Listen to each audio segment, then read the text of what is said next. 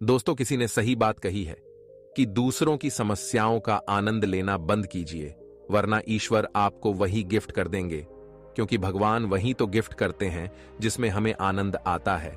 आदतों को लेकर के आपने बहुत सारी कहानी सुनी होंगी, जैसे आदत से मजबूर होना, पुरानी आदत है, जाते आते जाएगी। बहुत सारी कहावतें हैं, जैसी आदत है वैसा जीवन। लेकिन आदत ऐसे नहीं बनी है। दरअसल हम जिंदगी के नाम पर आदतों को ही जीते हैं। बहुत सारी आदतों को एक जगह इकट्ठी कर ले तो जो बनती है वह है हमारी जिंदगी। नमस्कार दोस्तों, Bodhi thinks by YouTube channel में आपका दिल से स्वागत है। दोस्तों, बहुत समय पहले की बात है। एक राजा था जो अपनी प्रजा और अपने परिवार का खूब ख्याल रखता था।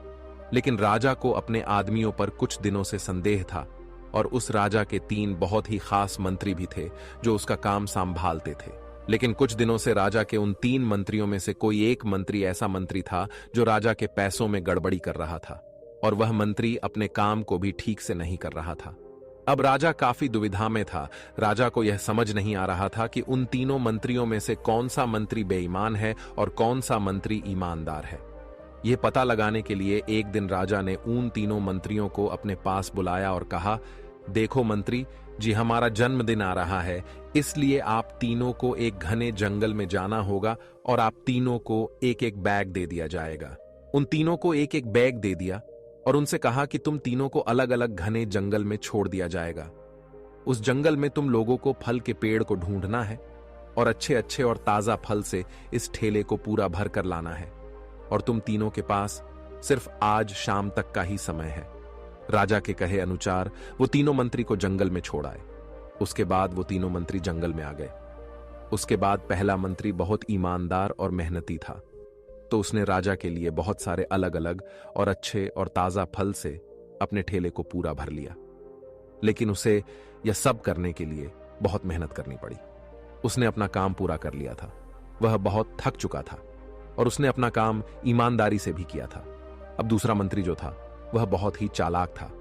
उसने सोचा, राजा के पास इतना समय थोड़ी है कि वह यह सब जांच करे कि मैंने अच्छे फल लाए हैं या खराब, तो बिना ज्यादा मेहनत किए उसे जैसे ही फल जमीन पर पड़े मिले, उसने वह अपने ठेले में रख लिया, बिना यह सोचे कि वह अच्छे हैं या खराब जो उसे जमीन पर पड़े। फल मिले थे वह बहुत ज्यादा खराब थे और वह आराम से पेड़ के नीचे बैठ गया। अब तीसरा मंत्री जो था वह बहुत ही ज्यादा बेईमान और आलसी था। उसने सोचा कि राजा सिर्फ ठेले की लंबाई और वजन ही देखेगा, यह नहीं देखेगा कि उस ढेले के अंदर क्या है और कितनी अच्छी और खराब चीजें हैं। तो उस तीसरे मंत्री ने बिना कुछ सोचे समझे अपने ठेले को सूखे पत्तों और कुछ छोटे छोटे पत्थरों से अपने ठेले को भर लिया, और वह भी पेड़ के नीचे बैठ गया और शाम होने का इंतजार करने लगा। राजा के कहे मुताबिक समय समाप्त हो चुका था, शाम भी हो चुकी थी। अब वह तीनों मंत्री भी एक साथ अपने अपने ठेले के साथ राजा के महल में वापस आ गए। राजा ने देखा कि वह तीनों मंत्री जंगल से वापस आ गए हैं, तो राजा ने उन तीनों मंत्रियों के ठेले को खोलकर देखा नहीं कि उसके अंदर क्या क्या है, और उसने उन तीनों मंत्रियों को अलग अलग जेल में 1 महीने के लिए जेल में कैद कर दिया। राजा ने सिपाहियों को यह आदेश दिया कि इन तीनों को 1 महीने तक खाना नहीं दिया जाएगा, और यह तीनों भी 1 महीने तक वही फल खाएंगे जो इन तीनों ने जंगल से अपने ठेले में भरकर लाए हैं। और उन तीनों मंत्री को राजा ने जेल में कैद कर दिया। तो जो पहला मंत्री था जिसने अपने ठेले में अच्छे और ताजा अलग अलग फल अपने ठेले में जमा किए थे, उसने जेल में 1 महीना आराम से गुजार लिए, अच्छे फल खाते हुए जो उसने खुद जमा किया था। उसके बाद जो दूसरा मंत्री था जिसने बेकार और खराब फल अपने ठेले में रखे थे, उसे वही बेकार और खराब फल 1 महीने तक खाने पड़े, और वह उस जेल में ज्यादा दिनों तक टिक नहीं पाया, और बाद में वह खराब फल खाने की वजह से बीमार पड़ गया और उसकी तबीयत खराब हो गई।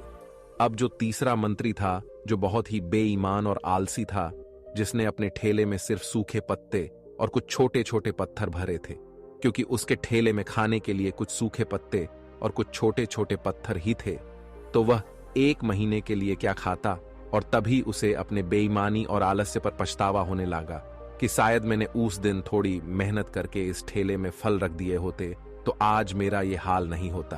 और वह बिना कुछ खाए वह मंत्री जेल में 2 दिन के बाद ही जेल के अंदर ही भूख के कारण मर गया। तो दोस्तों, इस कहानी से हमें यह सीख मिलती है कि हम जो आलस और बेईमानी करते हैं, बेईमानी मतलब अपने ही काम में अपना कुछ नहीं करना, अपना मन नहीं लगाना और खाली बैठे रहना, तो उससे आज तो हमें कोई फर्क नहीं पड़ता। आज तो हम अपने काम में आलस करके आराम कर लेते हैं, लेकिन कल भविष्य में कुछ दिन के बाद हमें उस पर पछतावा होता है। आपने बहुत से लोगों को यह कहते हुए सुना होगा कि काश उस समय पर मैं ऐसा कर लेता तो आज उस इंसान की जगह मैं होता, लेकिन उस समय पर उन लोगों ने आलस को अपनाया था, इसीलिए वह आज जहां के वही है। और जिसने मेहनत को अपनाया था वह इंसान अपनी मंजिल में आगे बढ़ गया। तो अपने काम के साथ बेईमानी और आलस्य बिल्कुल भी मत करो, उसके बाद तो हमें पछतावे के अलावा और कुछ भी नहीं मिलता। ये जो समय है ना, इसकी कीमत कोई नहीं लगा सकता है। हम लाखों रुपए देकर भी अपनी जिंदगी का 1 मिनट भी वापस नहीं ला सकते। इसीलिए इस समय का सही उपयोग करो। समय की एक अच्छी बात है और एक बुरी बात है। अच्छी बात यह है कि हम उसे किन चीजों में गुजारते हो, यह हमारे हाथ में होता है। और बुरी बात यह है कि समय गुजर जाता है और सभी के पास दिन में 24 घंटे होते हैं, गरीब के पास भी और अमीर के पास भी। बस यह हमारे हाथ में है कि हम उस समय से क्या नया कर सकते हो। तो अपने एक एक पल का हिसाब रखो कि हम उन्हें किन चीजों में गुजार रहे हैं। तो अगर आप इस कहानी को और भी लोगों तक पहुंचाना चाहते हो तो इस वीडियो को लाइक करो ताकि वीडियो को और भी लोगों तक पहुंचाए। दोस्तों, आपने आज के इस वीडियो से क्या सीखा वह मुझे आप कमेंट में बता सकते हैं। इसी के साथ में उम्मीद है कि आपको आज की वीडियो पसंद आई होगी, तो इस वीडियो को उस इंसान को शेयर करें जिससे यह कहानी सुनने की जरूरत है, और उसी के ठीक बाद चैनल को सब्सक्राइब करें।